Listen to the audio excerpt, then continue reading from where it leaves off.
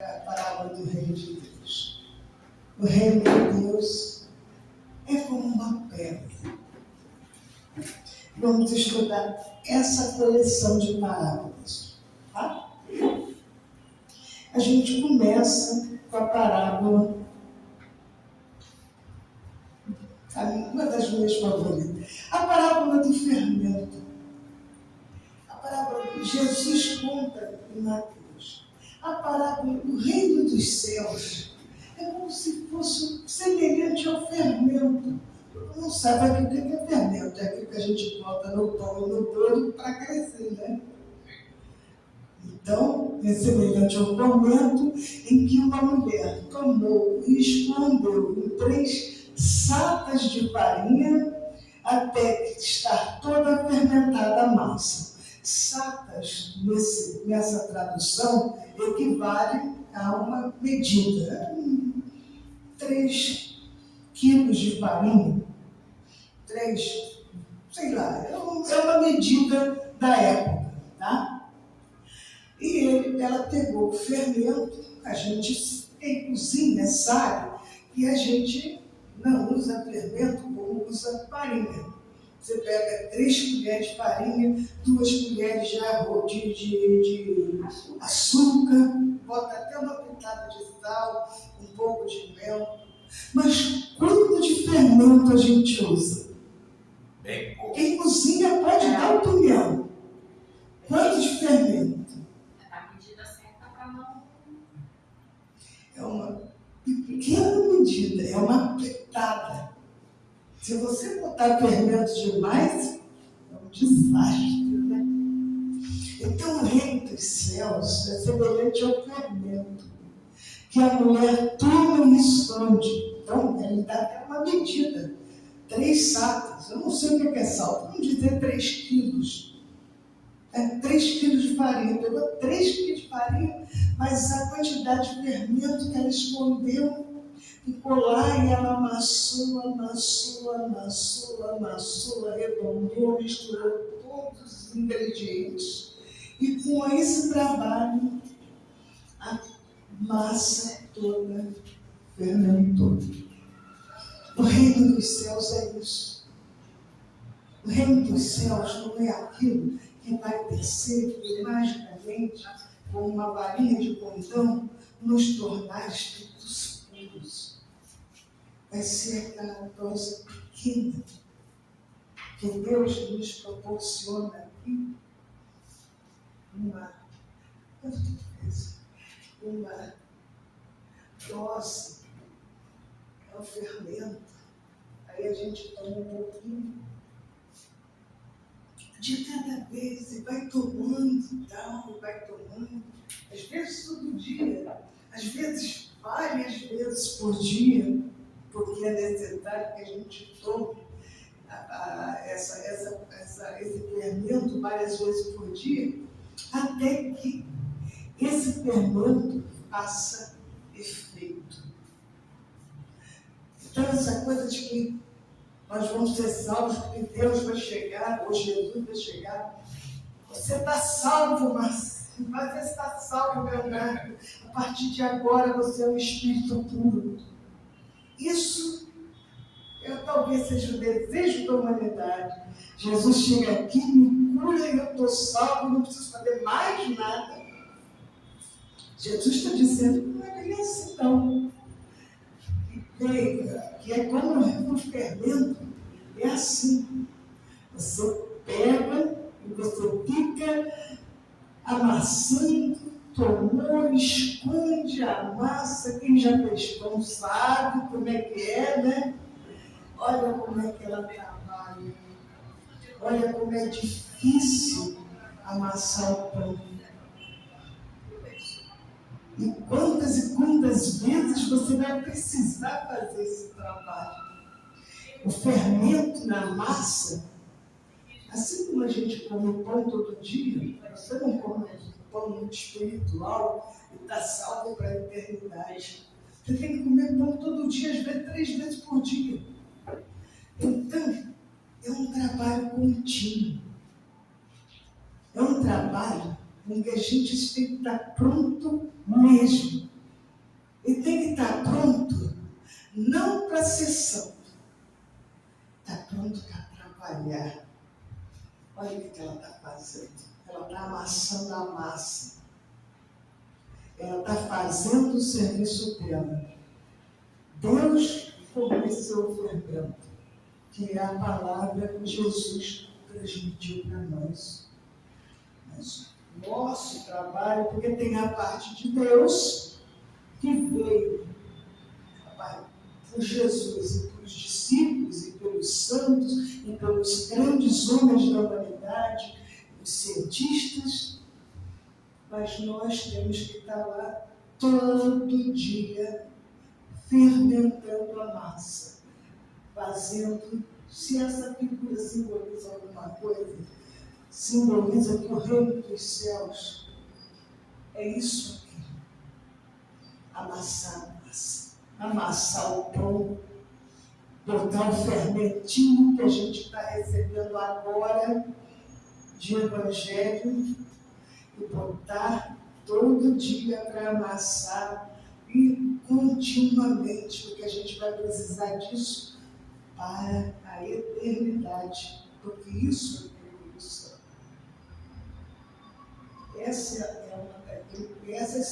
O reino dos céus é semelhante. Ele está dando histórias para a gente ter uma ideia. A gente imagina. Se a gente hoje em dia não entende, imagina 2000 anos. Mas se a gente lembrar dessa figura, chegar ao reino dos céus, dá trabalho, dá mesmo. A massa tem que ser amassada todo dia. E como a gente come 3 vezes por dia, 3 vezes um dia, no mínimo, para comer. Para o resto, porque tem outras coisas que a gente tem que fazer na vida, para o resto, mais ainda. Então, que essa parábola do reino, que é curta, breve, mas muito importante, que esse simbolismo fique nessa imagem dessa mulher humilde que está amassando o fermento da massa para que a família coma. Esse é o nosso trabalho para a eternidade.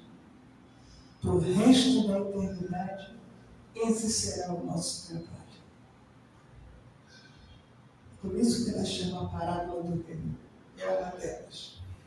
Bom, são várias parábolas, eu vou contando uma por uma, e é breve, porque eu nem preparei o estudo. Isso aqui foi um estudo de parábolas. A segunda parábola do reino, elas são chamadas coletivamente assim, porque elas são tão lindas.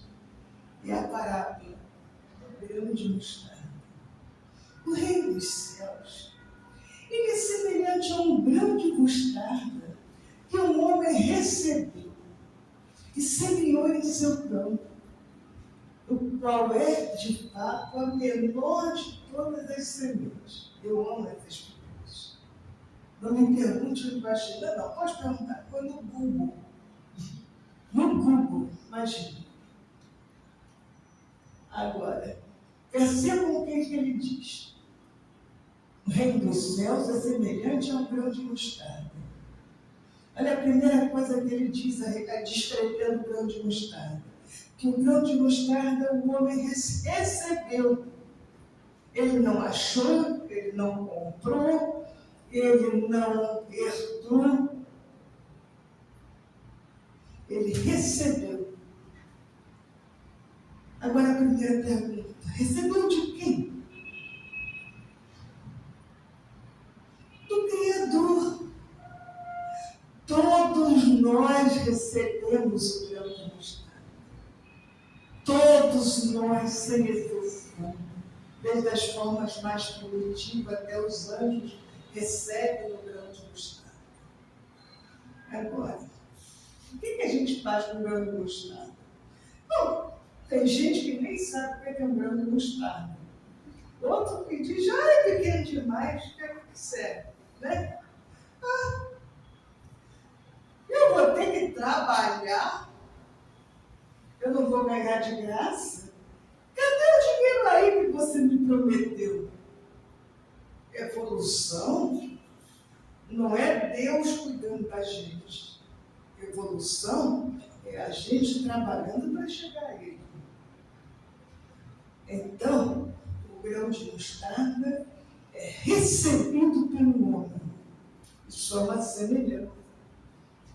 E Jesus diz exatamente o que o homem tem que fazer com o grão de mostarda que Deus concede a ele todos os dias da nossa vida, em todas as encarnações que a gente tem, desde espírito primitivo até anjo.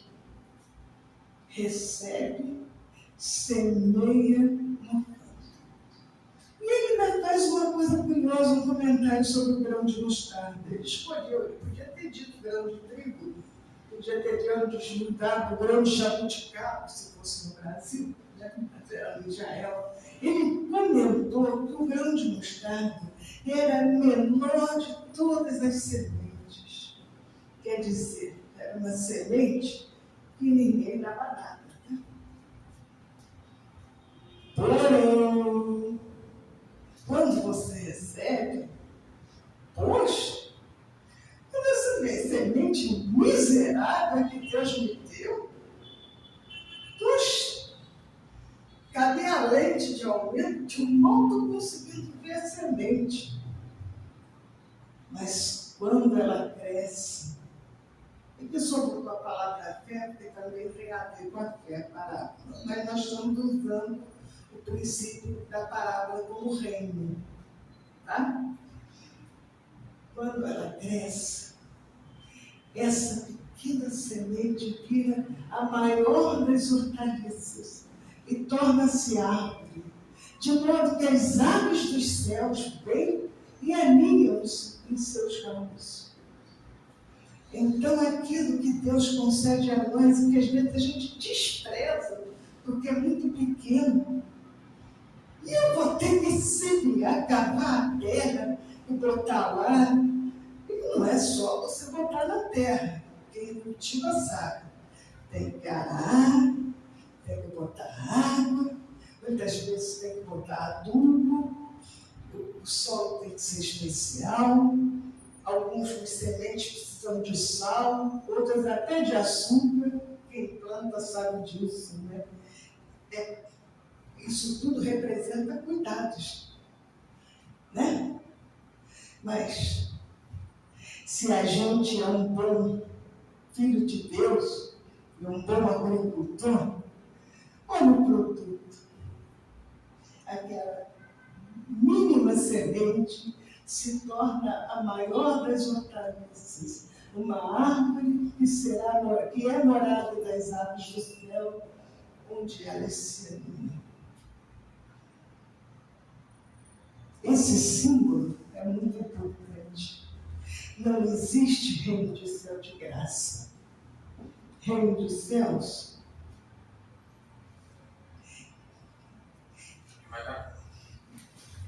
reino dos céus é trabalho. O pessoal comenta que nas escalas dos mundos na evolução, o nosso planeta aqui é mais ou menos como a escola de João de Anjos. Nós estamos na sala do trabalho. Tem a sala Esperança, a sala Paz, a sala Caridade, a sala Arte. A nossa sala, que representa a Terra inteira, é a sala Trabalho. Como ela é a sala Trabalho, pode ter certeza que se você está reencarnado na Terra, você veio para trabalhar. Se você pensa que você veio de graça, você vai ter uma certa decepção quando chegar no plano espiritual. Sabe? Não é bem assim. A gente tem que trabalhar. Tem várias formas de trabalho. Estudar é trabalho. Escrever um livro é trabalho. Pintar uma parede bela como essa é um trabalho. E várias outras formas. Cuidar de uma criança é um trabalho. cuidar de um velhinho idoso no trabalho. Tem milhões de formas de trabalho. Deus nos permite, inclusive, com o livre-arbítrio, que a gente escolha o trabalho que a gente quer. Ah, você quer trabalhar? Que trabalho seria bom para o tempo de Deus? Aquele que você escolher. Então eu posso ser cantor de rock? Por que não? Por que você não pode ser cantor de rock? Quantos cantores de rock ficaram ricos, famosos e doaram suas fortunas para salvar os milhões? E estão ajudando até hoje, com mais de 80 anos, pessoas necessitadas com os seus concertos. Não tenhamos preconceitos. A gente acha que trabalho é o que eu estou fazendo aqui. Estou arrumada no centro espírita, falando de Deus, falando de Jesus, comentando sobre o Evangelho. Esse que é trabalho espiritual. Não, meu filho, eu sou apenas uma aprendiz, né? Aprendiz. Tem gente fazendo coisas que estarrecem o mundo. De tão maravilhosas, de tão incríveis, de tanta doação. Então Deus ainda me permite a possibilidade de escolher o trabalho. E olha o produto. A árvore que abriga milhares de aves no verão. Então, não despreze a pequena semente do trabalho que Deus nos concedeu. Esse é que é o reino dos céus. Não são os templos, não são as honrarias, não são as palestras, não são a nossa página com 100 mil seguidores no Instagram. Não é que eu não quero 100 mil seguidores do Joana, na página do Joana no Instagram, não quer dizer não é isso não. Mas não é isso. O reino dos céus é o trabalho que nós tivemos esses anos todos para que aqueles 2 tijolos que se juntaram há 45 anos atrás se tornassem a escola Joana de Ângeles. Esse é o trabalho do qual todos nós nos orgulhamos e que vai continuar. Bom, são parábolas diferentes que vocês podem estudar no manual. O tema que elas têm em comum é que elas são as parábolas do reino. Aí, Jesus conta uma outra parábola. Ele está contando sobre o que é o reino dos céus. Porque as pessoas perguntavam, né? Não tinham nem ideia de que havia vida após a morte. Hoje em dia, a gente tem nosso lar, ainda tem uma ideiazinha, né? Mas há 2000 anos atrás. Aí Jesus conta a história. O reino dos céus é semelhante a um tesouro que estava escondido em um campo e que o homem encontra. Mas ele não sai pela cidade contando, olha, encontrei um tesouro, eu agora sou milionário, por favor, olha a minha página no Instagram, viu o tesouro? Não, o cara encontra o tesouro e, de acordo com os conselhos de Jesus, ele voltou a esconder. Quer dizer, o tesouro é para você. Não é para você contar para todo mundo. Não é por medo de ser roubado, não. Esse é até o menor dos problemas. A questão é que você tem que esconder. E guarda, esse esconder está simbolizando guardar o tesouro. Quando você tem um presente fabuloso, você não bota no alto do telhado para pegar só o chuva. Você guarda num cofre, num lugar precioso, muito bem protegido, que toda vez que você precisa, você vai lá. Ai, eu estou precisando hoje. Eu estou precisando de um tesouro. Ai, meu tesouro está aqui perto de mim. É por isso que ele tem que ser guardado. São símbolos, obviamente, né? Estou usando o símbolo só para você entender. Cada um tem o seu símbolo. Cada religião tem o seu símbolo. Mas aquele campo escondido, ele foi encontrado. O campo não pertence ao homem.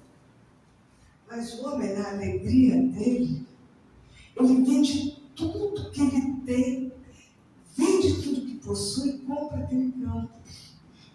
Para ele ter direitos de posse. Já era assim na Judéia do primeiro século. Hoje em dia também é assim. A gente tem que comprar o campo onde está o tesouro escondido. Aí a pessoa diz, por que Deus não dá de graça? Eu falei, querido, você dá valor ao que você recebe de graça? Não. Infelizmente, nós somos muito primitivos ainda. Nós estamos muito primitivos. Então, a gente encontra esse tesouro nesse campo maravilhoso. E para poder ter esse tesouro, a gente vai, vende tudo que tem, tudo quanto possui, compra aquele campo. Aí toda vez que a gente precisa, está aquele tesouro ali, a gente usa. E se a gente for uma pessoa inteligente, a gente guarda. Não porque a gente é egoísta. Existem ladrões, existem gente que não querem que a gente tenha o nosso tesouro. Não é isso, não. É que a gente vai sempre precisar dele. Ele tem que estar à mão. Ele tem que estar acessível. Então, vender tudo aquilo que possui significa dedicação. Quando você quer ser um grande ator, você se dedica a tudo. Você aceita fazer o papel de passarinho, começa a fazer o papel do bichinho do McDonald's, né? Depois você é promovido para o assistente, depois vai aprender a ser mágico, depois aprende o número de canto, para ficar lá no coro fazendo assim, passa anos fazendo assim, mas um dia chega a sua vez. Pode não ser nessa encarnação, pode ser daqui a 3, 4 encarnações, mas um dia chega a tua vez. O que você fez?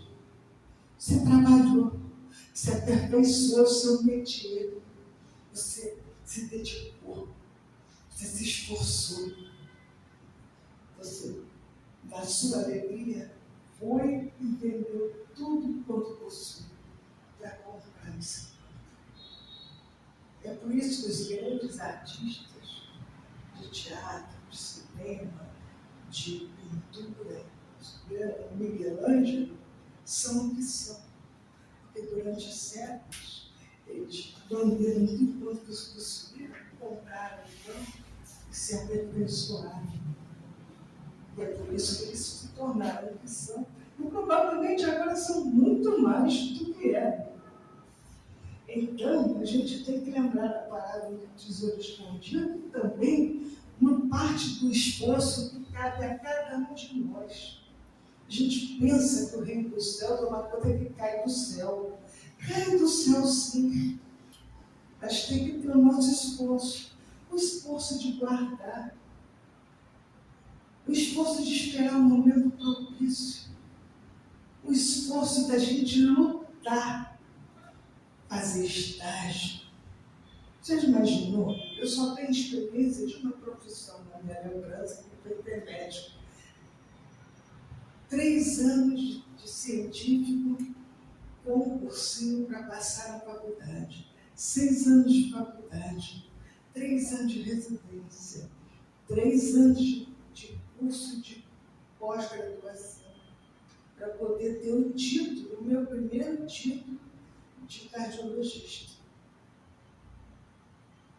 durante 40 anos, mais de 40 anos, eu trabalhei não só nisso, como em outras profissões. Cada um de vocês pode comparar a sua profissão e imaginar o quanto trabalhou.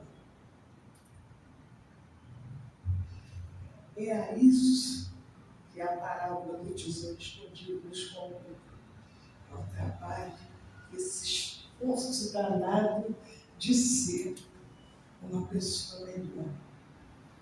E com isso, aprender. E para cada profissão que a gente adquirir, a gente vai trabalhar e estudar ainda mais.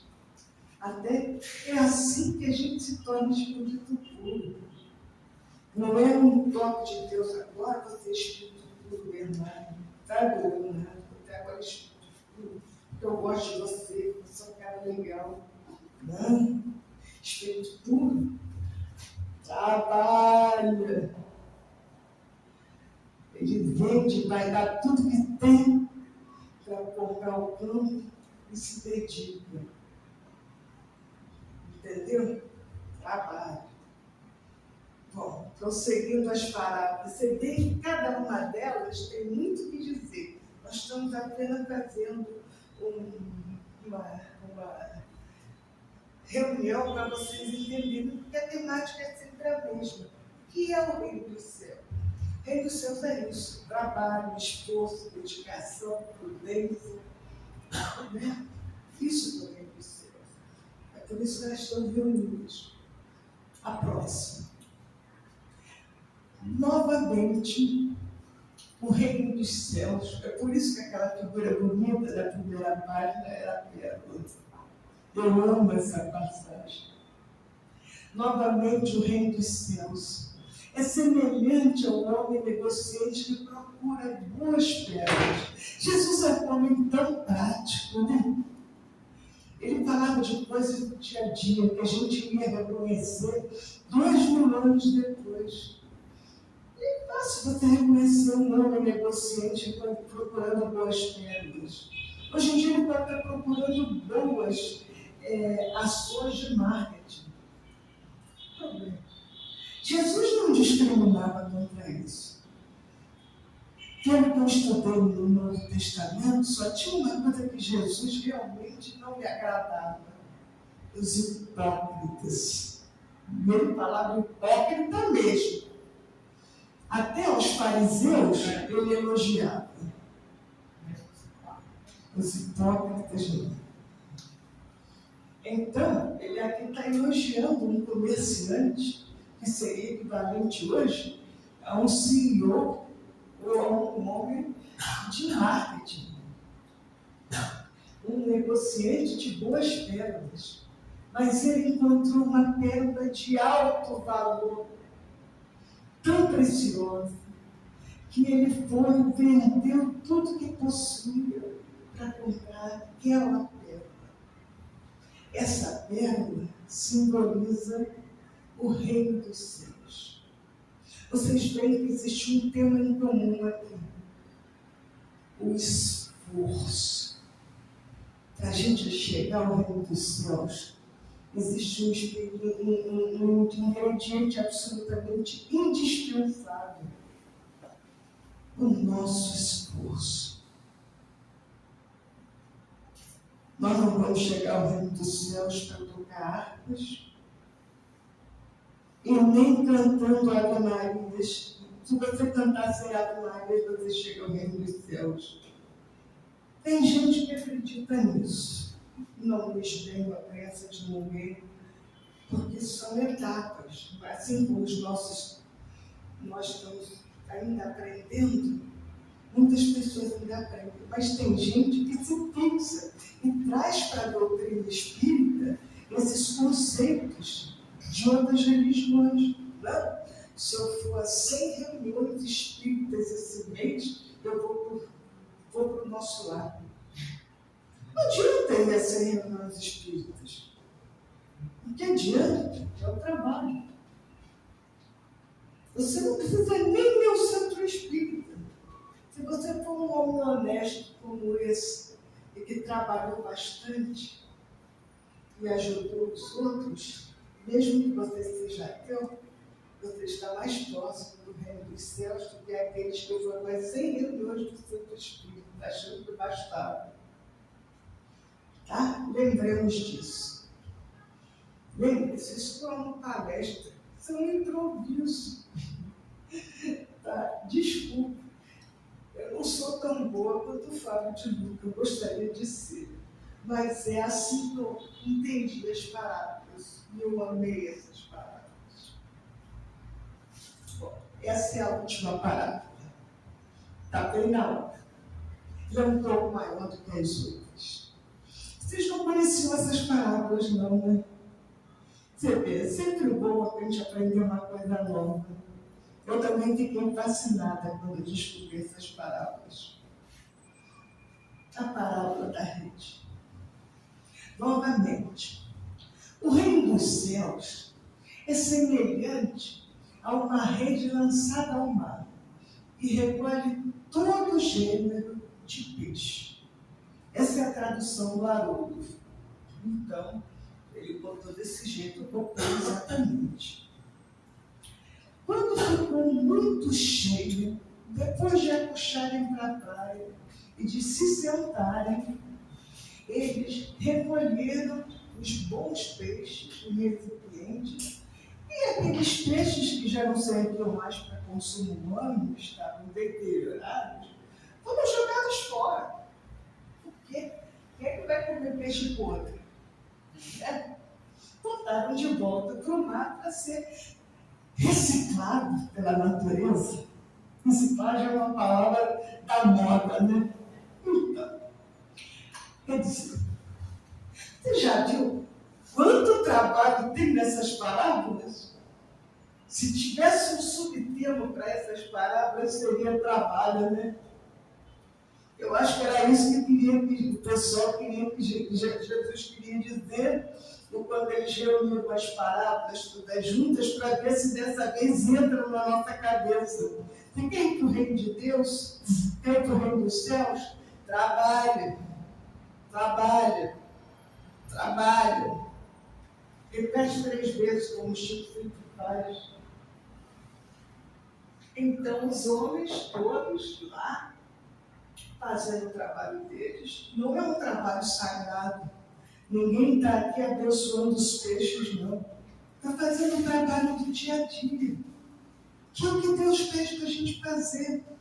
Limpar uma casa, lavar um banheiro, criar uma criança, cuidar do idoso, fazer o seu trabalho profissional com dignidade e honra. Ajudar uma pessoa idosa a atravessar a rua. Trabalho simples, que a gente nem dá valor e acha que isso é coisa para empregados. Não, isso é para nós. Cada um de nós tem que sentir a honra de que como esse trabalho estivesse sendo feito para Jesus Cristo, porque é o que ele disse. Quando fizeres para os menores, daqueles que os menores entre eles, estarás fazendo para mim. Isso é uma outra parábola que um dia eu contarei para vocês. Então, estão lá trabalhando no ofício deles. Aí, para terminar, já para terminar. Aí ele compara essa história simples do Mar da Galileia, que era onde ele estava contando essa história olhando para o Mar da Galileia, para os pescadores, que na maioria eram pescadores, os discípulos dele eram pescadores. Assim será a consumação das eras. Os anjos sairão e separarão os malvados do meio dos justos e os lançarão na noite fornalha dos fogos. Ali haverá o pranto e o ranger dos dentes. Entendeste todas essas coisas? Diziam-lhe, sim, Senhor. Na verdade, não entenderam nada. Né? Mas o pessoal gosta desses trovejares todos, em vez de prestar atenção na coisa importante, que era o que estava antes, mas gostam de contar essas coisas apavorantes, apocalípticas, né? Não, na consolação, Separarão o malvado dos justos? Sim. Quando nós chegarmos no período em que a gente não precisar mais de guerras, não haverá mais guerras. E para onde vão os malvados? Vão ser separados dos justos. Vão para planetas onde ainda há necessidade de guerras para a evolução. Como o mundo, o planeta evoluiu com as guerras nos últimos tempos? Não agora, estou falando ao longo dos séculos que a gente veio. Vamos fazer um cálculo só para vocês terem uma ideia de como é que é a evolução da guerra. Há uns 30 mil anos, nós começamos a nos relacionar com os cães. Foi quando a gente saiu da era do gelo, os cães nos ajudavam a caçar. Porque a gente não era assim, um caçador assim tão bom. Com o cão nós ficamos, né? Os lobos, naquela época eles eram os lobos. Aí melhorou a alimentação, não só nossa, mas dos lobos, dos lobinhos, e eles se tornaram nossos primeiros animais domésticos. Depois veio os cães, eles começaram a pastorear. Vieram as vaquinhas, os porquinhos, os carneiros que faziam a lã e aqueles animais domésticos que a gente acostumou. Os últimos, quando a gente começou na era da agricultura, vieram os gatos, que nos ajudaram a controlar as pragas domésticas, porque os grãos eram ruídos pelos ratos, não sobrava nada. Com os gatos, o gato só olha. Ao contrário do Tom e Jerry, o rato faz. E o gato ainda tem uma vantagem. No Egito, ele ainda também mata cobras.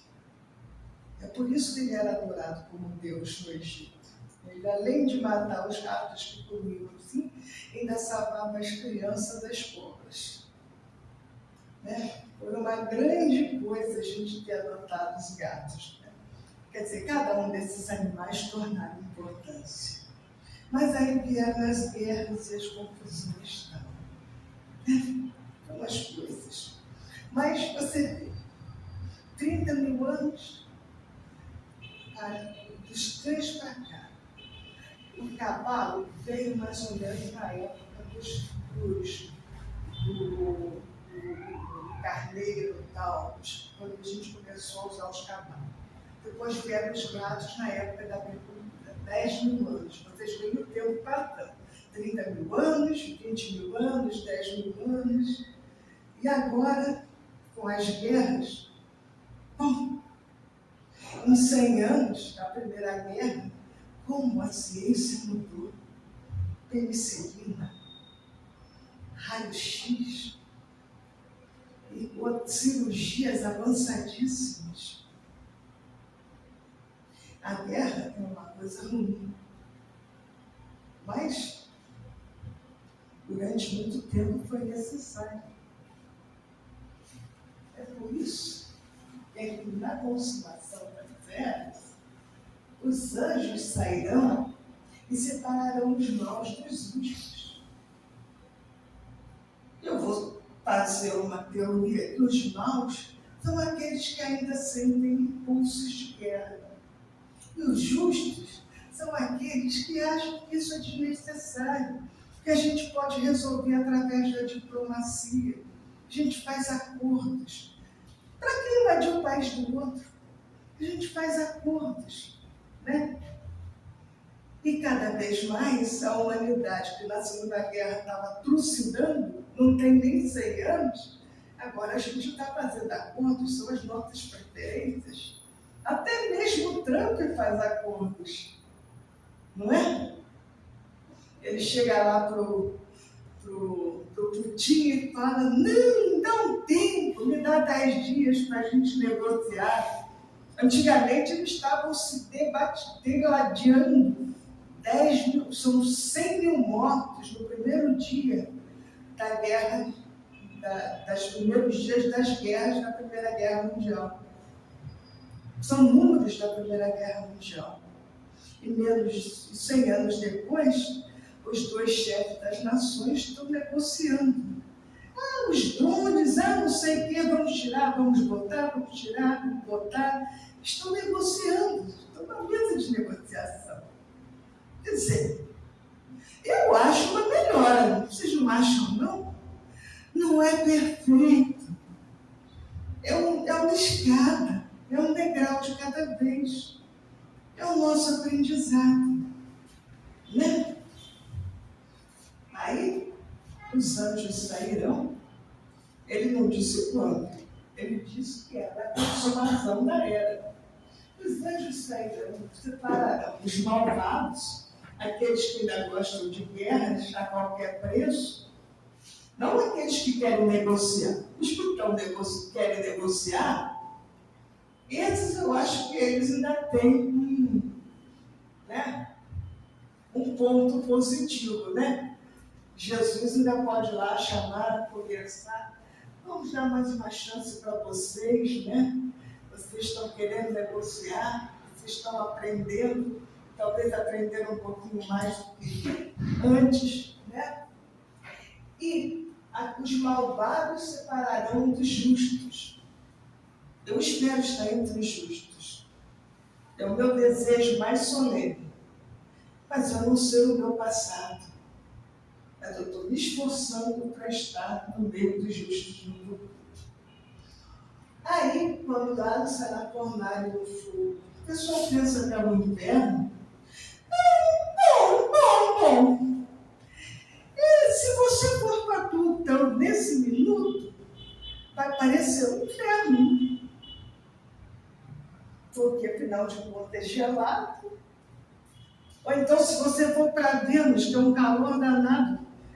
Dizem que o Rio de Janeiro estava mais quente que Vênus no verão passado, mas eu acho que era uma brincadeira, né? Ou então vai para Vênus, porque o calor é intenso, não sei o quê, que não dá para fazer nada, você está encarnado lá, você tem que aguentar aquele calor terrível, tal. Aí você pensa assim, esse é a fornalha de fogo. Não é um lugar misterioso no inferno. É um planeta mais quente, mais próximo do Sol. Mas por que vai para lá? Para ver se a gente aprende. Quem sabe com aquele calor todo derrete o ódio que está no nosso coração. Quem sabe que se no frio lá de Plutão, as pessoas aí dão uma de ouriço e se encostam uma na outra. Está tão frio que quem sabe se a gente ficar juntinho, tentando não ficar uma a outra, a gente não se aquece. É aprendizado, pessoal. São os recursos extremos que o plano espiritual que Deus usa para que a gente seja menos cruel uns com os outros. Aí ele diz, quando a gente chegar lá em Vênus, naquele calor de 1000 graus, quem sabe a gente aprende alguma coisa. É isso que simboliza o fogo e ranger de dentes. É um símbolo. Jesus está explicando. Se a gente fizer as coisas direitinho aqui, a gente não precisa ir para lá. A gente vai ter que aguentar um aumento da temperatura de 5 graus, porque afinal de contas está havendo mudanças no sistema solar. Mas para que existe ar-condicionado? A gente já tem tecnologia para ar-condicionado, né? Aí Jesus ainda pergunta, entendestes todas essas coisas? Bom, eles disseram que sim, né? Bom, nós estamos no final. Vai ser só a última frase, que é apenas a conclusão. Ele lhes disse, por isso, todo escriba, nós somos o escriba, aquele que lê o livro de Jesus, o livro de Kardec, o livro do Maomé, o livro dos judeus, o Tanakh, o livro dos hindus, todas aquelas obras que falam do bem e do bom, né? O escriba do reino dos céus, aquele que se tornou discípulo do reino dos céus, é semelhante ao homem, senhor da casa, que extrai do seu tesouro coisas novas e antigas. Quer dizer, você estudou todas essas doutrinas. Extraia do seu coração essas doutrinas e pratique-as. Essas são as parábolas do reino. Eu agradeço a paciência de vocês. É totalmente improvisado. Desculpe se não foi melhor, mas eu não tive como me preparar mais. Muito obrigada.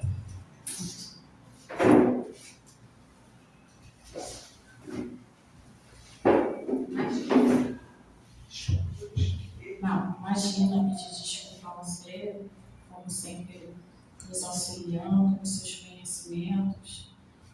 Acredito que muita gente aqui não conhecia muita parábola, né? É sempre bom